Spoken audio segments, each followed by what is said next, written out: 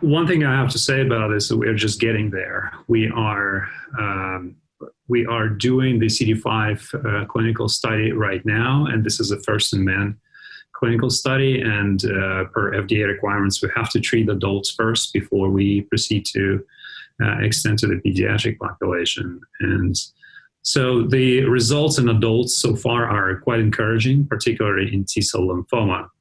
Pediatric patients don't have a lot of lymphoma. Primarily, they have ALL. And so that's a very different disease. And responses so far that we see with CD5 CAR T-cells in ALL are not as impressive in this disease for some reasons, but we have a few ideas on how to improve them. And we will be testing those in the remainder of this year. And then hopefully we'll be able to test those drugs also in the pediatric population.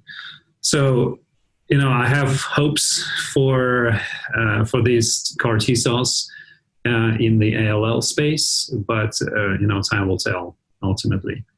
For the CD7 CAR, we are still gearing up to start our trial. We've been kind of stuck in the quagmire with the FDA answering their queries regarding the gene editing, which is a little bit difficult to do in the GMP. It's much easier to do on the bench than for the actual cell products in the clinic. And so we are making progress. So we hope to start the trial in the next few months.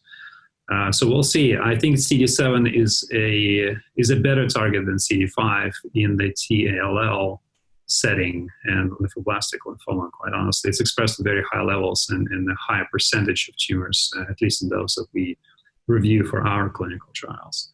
And so I think the CD7 would be very beneficial for the pediatric population that primarily has ALL.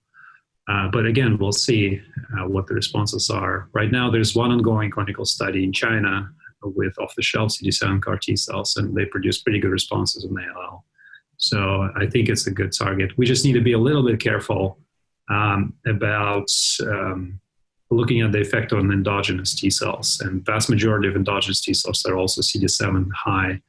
And so we really need to avoid potentially T-cell aplasia as much as possible, because that may lead to disastrous consequences in kids that are already immunosuppressed after all the treatments. So, I remain optimistic, but right now, based on the data, it is a bit too early to say.